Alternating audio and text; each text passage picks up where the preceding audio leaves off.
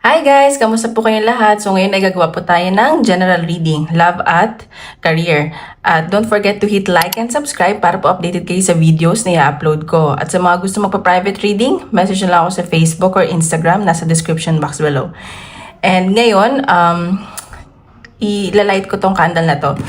Abundant siya, like for abundance. It's either for your money, career, or love life. So maglalagay ako ng manifestation sound. So, mag-manifest kayo or mag-pray kayo ng wish ninyo. Tingnan na. Wait lang. Ng 1 minute. Okay, maglalagay ako ng sounds.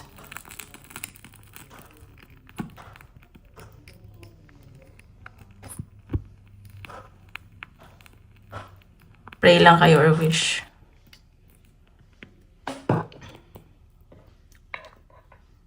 This is for a manifestation candle. Papakita ko, ba't sa gilid ko nilalagay yan? Abundance. May citron siya, lapis lazuli, green aventurine.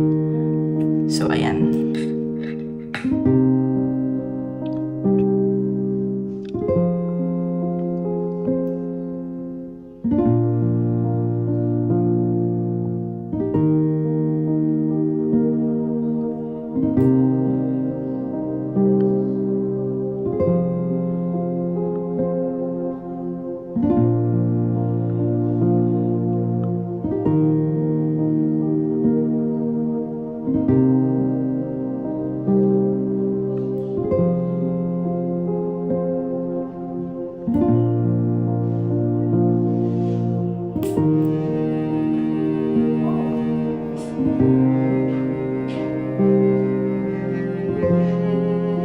Ayan, okay na. So, simulan na natin.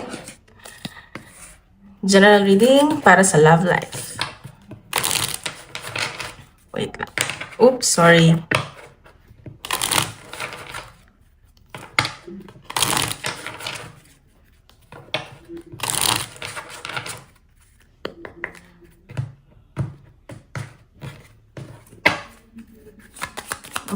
Anong may kita sa love life nyo? Collective, oops. Forgiveness. Ayan. So, may nakikita ko dito, kailangan magpatawad. Patawarin mo yung sarili mo. Hindi para sa person mo or para sa'yo. Or may pagpapatawad sa inyo ng person mo. Kung nagkasakitan kayo. Ganyan. Forgive yourself or forgive your person. Ayan. Siguro may pamilya kayo ng person mo. At kailangan nyo patawarin ang isa't isa. Ayan. So, kung may mga ex ang iniisip nyo, kailangan nyo na magpatawad para makapag-move forward na kayo. Ayan, siguro gusto nyo na magpamilya, ganun. So, tingnan pa natin.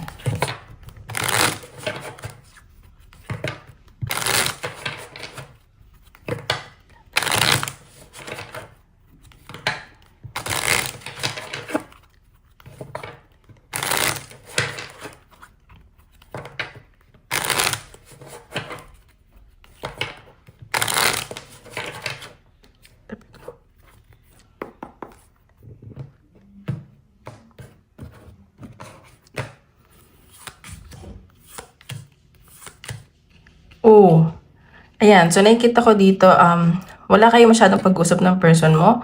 Hindi kayo masyadong nag-uusap. Yung communication, onti lang. May nakikita ko dito mga broken-hearted, nade-depress, nai-stress, hindi makatulog. Kaya siguro, meron ditong forgiveness. Kailangan nyo patawarin yung sarili nyo. Hindi para sa person nyo, para sa sarili nyo. Kasi kayo rin yung mahihirapan. Kailangan nyo mag-move forward. Ayan o. Ayan o. Gusto mo rin ng peace of mind. So, okay naman yung kaperahan mo. Pero, feeling mo parang minamalas ka ngayon. Ganyan. Pero huwag nyo iisipin yan. Kasi, what you think, what you say, yun yung mangyayari sa inyo. So, maging positive lang kayo. So, nakikita ko dito, meron pang mga nauutangan. Ganyan. So, ayan, gusto mo mag-focus sa trabaho lang. Gusto mo ng peace of mind. So, ay naku, I feel sorry for you. Kung sino man yung mga broken-hearted or na-i-stress dito, ganyan. Ayan. So, tingnan pa natin. Bakit sa love life ng collective. Oops, sorry.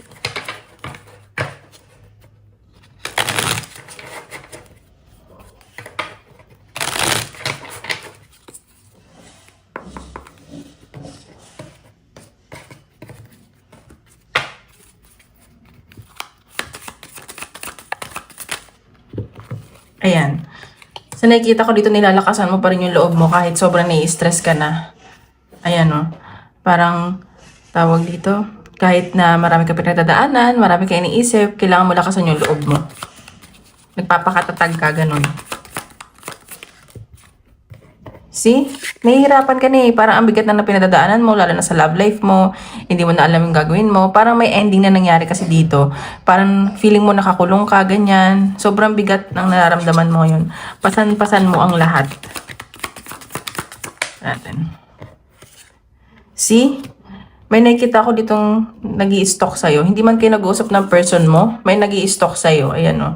May, tawag dito, tinitingnan lagi yung social media mo, ganyan.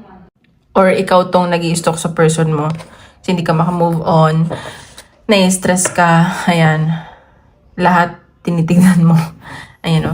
May pag-aaway ako nakita sa inyo. Ayan o, may ending talaga nangyari. Nag-away kayo, may mga hindi kayo pinagkasunduan. Siguro may mga disagreements kayo.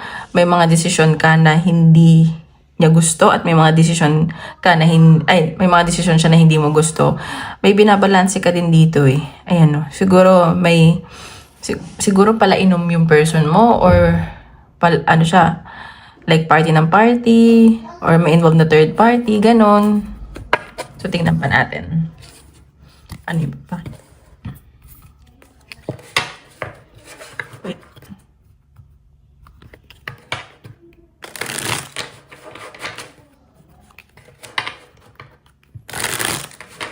Saan pa mapakita?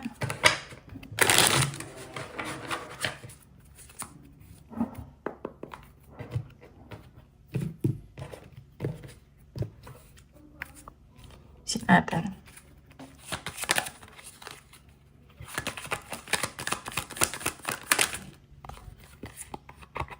Ayan, siguro may mga tinago yung person mo, may mga hindi ka nakita, at may mga tinatago to sa'yo. Sorry guys. Ayan, may kumatok. Pa natin. Alert and collective. Ayan o, see? May third party na involved. May gumugulo sa relasyon nyo o may gumulo sa relasyon nyo. Pero kasi parang yung iba dito pamilyado. Ayan. So, nagulo talaga kayo na itong third party na to. Nahirapan ka. Talagang nasira yung connection nyo, yung pamilya nyo. Ayan o. Umabot sa point na umabot sa divorce, ganon, annulment. Ganyan. May mga legal matters dito. At kinadepress mo talaga to. Ayan, hanggang ngayon, ina-anxiety ka, nag-worry ka. Pero nag-sorry tong person mo eh. Tinatry, gusto niya mag-sorry. Ganon. So, tingnan pa natin anong possible message sa'yo ng person mo.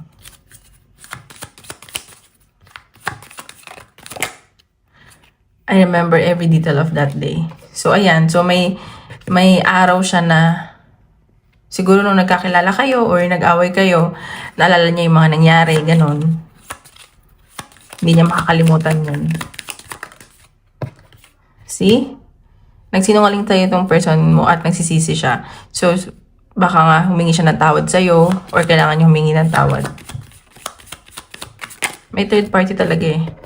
See, napagsalitaan ka to ng hindi maganda, nagkabitawan kayo ng masasakit na salita, I wish I could take back my words. Nagsisisi tong taong to.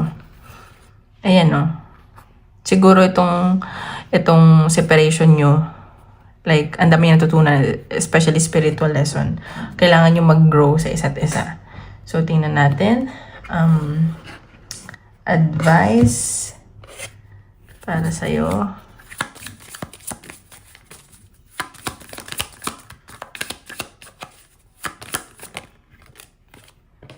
Flower, be honest with yourself. So, ayan, magpakatotoo ka lang.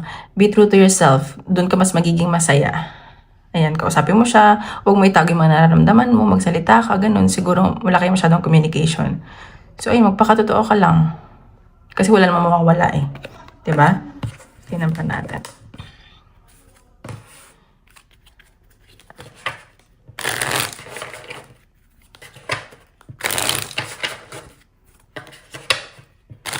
Oops.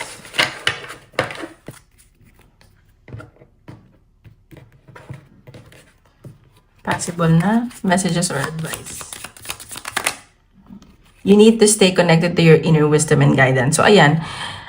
Yung mga natutunan mo sa connection nyo at sa relationship nyo. At humingi ka rin ng guidance. Magdasal ka, ganyan. Huwag ka magpapadala sa bugso ng damdamin. Ayan, stay grounded din. Yun yung nasa-sense ko dito. Okay, so tingnan natin sa career.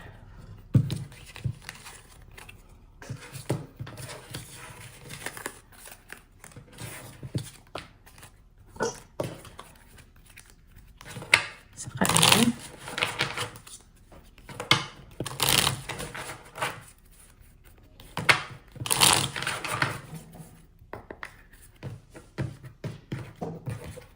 Career, tingnan natin. Career ng collective. Oops. Dalawa. Ayan, meditate. Siguro dito sa career, nakikita ko na nagre-relax ka at nagdadasal ka, ganyan. Siguro nagpo-pause. Ayan o, may celebration nakikita. Siguro tatakbo kayo, may fun run. At may nakita ko makikipag-banding ka din with friends. Or may mga nagyayaya sa'yo pero gusto mo pag-isa. Gusto mo mag-solo, ganyan o. You're doing shadow work. At ayaw mo rin masyadong magtiwala sa mga workmates mo or sa mga kaibigan mo. Tama lang yan. Huwag ka masyadong magtitiwala sa mga tao. At sa career.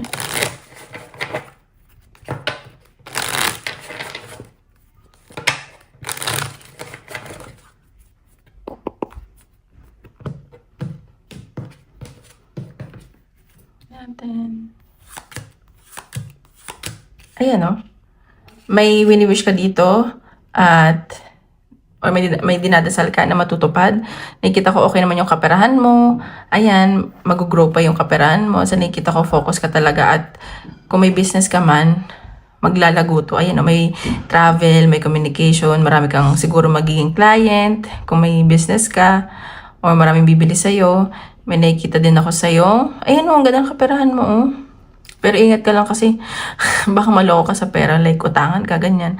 Tapos hindi ibabalik, ganun. So, mag-ingat lang. Ayan, pero nakikita ko maganda yung takbo ng career mo or ng business mo.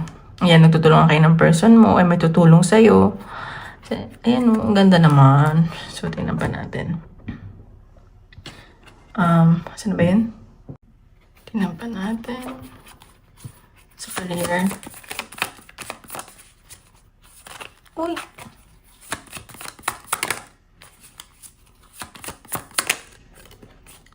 Ayan, 7 of Swords. So, ayan, sabi ko sa'yo, mag-ingat ka kasi baka may betrayal or may mga tinatago sa'yo. Huwag ka lang masyadong magpapairam ng pera. Or kahit dyan sa mga ka-work mo. Ayan, so nakikita ko na may new beginning. Maganda talaga yung, parang may ibubunga. Siguro may promotion. Anong tawag dito? Madadagdagan yung sweldo mo. As nakikita ko, single mom ka din. Or gusto mo na din magka-baby, ganun. Iniisip mo yung anak mo. Iniisip mo, gagawin mo lahat para sa anak mo, ganun. May nakikita akong pregnancy dito. Ayan o, may offer talaga sa'yo. Pag-iisipan mo to. Kasi nga, may anak ka or para sa anak mo, may promotion talaga. Ayan. And nakikita ko magiging masaya ka dito. May communication ako nakikita. Baka may email ka matanggap. Ganyan. May malaking pagbabago sa career mo. Ayan. Hopeful ka. At magbibigay ito ng sa'yo.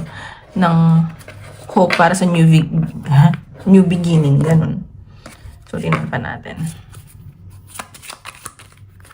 At nakikita ka talaga ng mga katrabaho mo na alam mo yung nagagawa mo lahat kahit anong ibigay sa yung trabaho. Parang bumibilib sila sa'yo. Ganon. Parang perfect ka sa posisyon mo. Ganon. Tingnan pa natin. Hasang-hasa na ganon. Readiness. Ayan o, ready ka na. May promotion talaga. May nakikita akong paghahandaan mo to. At sa nakikita ko na siguro tatanggapin mo tong promotion na to. Or marami kang trabaho or kliyente. Marami sa'yong bibili, ganon. Ayan. Pero minsan parang ina-isolate mo yung sarili mo, nalulungkot ka. Ganon. Kahit na sobrang dami mong trabaho. Parang napapakabisi ka na lang para hindi ka malungkot. May nakita ako sa yung pag-travel at pag-explore. At itong promotion na to, magugustuhan mo to kasi kahit marami kang gagawin, kahit mag-isa ka lang, passion mo to eh. Ayun nga lang, sobrang stress mo. Pero okay lang. Ayan no, may promotion no. Kakasabi ko lang. O may magbibigay sa'yo ng regalo. So ayan, congrats in advance. So tingnan pa natin ang advice.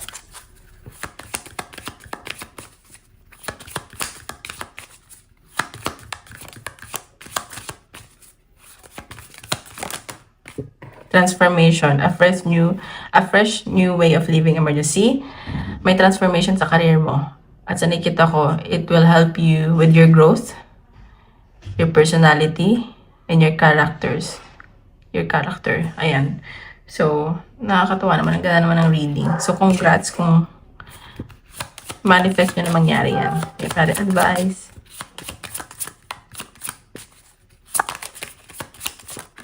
Oops. There are potential risks or negative consequences to consider. So, ayan. So, i-consider mo din. Di ba sabi ko nga may promotion? Pero, yung negative feeling ko, may stress ka, maraming trabaho, ayun lang. So, nasa sayo pa rin naman yung desisyon. Ayan, you need to have faith in yourself and your abilities first. So, wag kang panghinaan ng loob.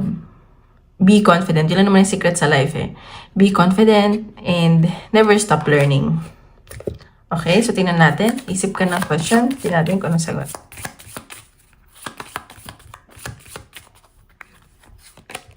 Take action. Ayan. So, kailangan mo nang gumawa ng action kung ano man yung question mo. Okay? Maraming salamat guys. Sa susunod ulit. Bye-bye.